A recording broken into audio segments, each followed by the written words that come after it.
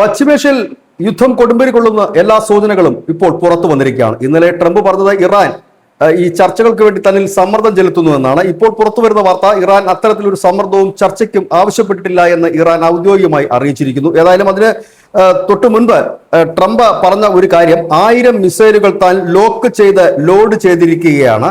അത് ഇറാന് മേൽ ഏത് നിമിഷവും പതിച്ചേക്കാം. താൻ ഇറാനെ ലക്ഷ്യം വെച്ച് തന്നെയാണ് അത്രയും മിസൈലുകൾ ലോഡ് ചെയ്തിരിക്കുന്നത്. 24 മണിക്കൂർ സമയമാണ് ഇറാൻ നൽകിയിരിക്കുന്നത്. സമാധാന ചർച്ചകൾ ഒപ്പിടുക എന്നുള്ളതാണ് പ്രധാന ഡിമാൻഡ്. 24 മണിക്കൂറിനുള്ളിൽ അതിന് ഇറാൻ പ്രതികരിക്കുന്നില്ല എങ്കിൽ ശക്തമായ ആക്രമണം അല്ലാതെ മറ്റൊരു വഴിയില്ല എന്നാണ് ഇപ്പോൾ ട്രംപ് അറിയിച്ചിരിക്കുന്നത്. ഏതായാലും ഹോർമുസ് കടലെടുക്ക് ഇപ്പോൾ എല്ലാ രാജ്യങ്ങളും ഉപേക്ഷിച്ച മട്ടാണ്. മുൻപ് യുദ്ധം തുടങ്ങുന്നതിന് മുമ്പ് 138 എണ്ണ ടാങ്കറുകൾ കടന്നുപോയ ഇടങ്ങളിൽ, പ്രതിദിനം കടന്നുപോയ ഇടങ്ങളിലൊക്കെ ഈ യുദ്ധത്തിനിടയിൽ പോലും 23 എണ്ണ ടാങ്കർ പ്രതിദിനം കടന്നു പോകുമായിരുന്നു. ഇപ്പോഴത് കുറഞ്ഞ് 5 എണ്ണമായി ചുരുങ്ങിയിരിക്കുന്നു. അത് മിക്കതും ഈ ഹോർമുസിൽ പെട്ടുകിടക്കുന്ന പല ഷിപ്പുകളുമാണ് ഇപ്പോൾ അതുവഴി കടന്നു പോകുന്നത്. അത് ഈ വലിയ റിസ്ക് എടുത്താണ് അതുവഴി കടന്നു പോകുന്നത്. ഏതായാലും ഹോർമുസ് പല രാജ്യങ്ങളും ഇപ്പോൾ ഉപേക്ഷിച്ചു തുടങ്ങിയതിന്റെ പ്രധാനപ്പെട്ട കാരണങ്ങളിൽ ഒന്ന് യുദ്ധം ശക്തമാകും എന്നുള്ളതാണ്. ഇത് നില തുടരുകയാണെങ്കിൽ അത് ഇറാന് മാത്രമല്ല, GCC രാജ്യങ്ങളടക്കം, അതായത് എണ്ണ ഉൽപാദക രാജ്യങ്ങളടക്കം വലിയ സാമ്പത്തിക പ്രതിസന്ധിയിലേക്ക് പോകാനുള്ള സാധ്യതകളുണ്ട്. കാരണം ഹോർമുസ് കടലെടുക്ക് വഴിയാണ് ലോകത്തിന്റെ 5-1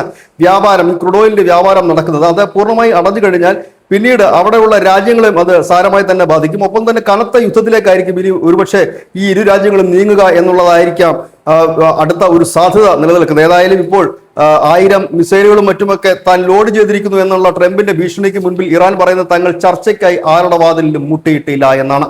news desk, news India Malayalam.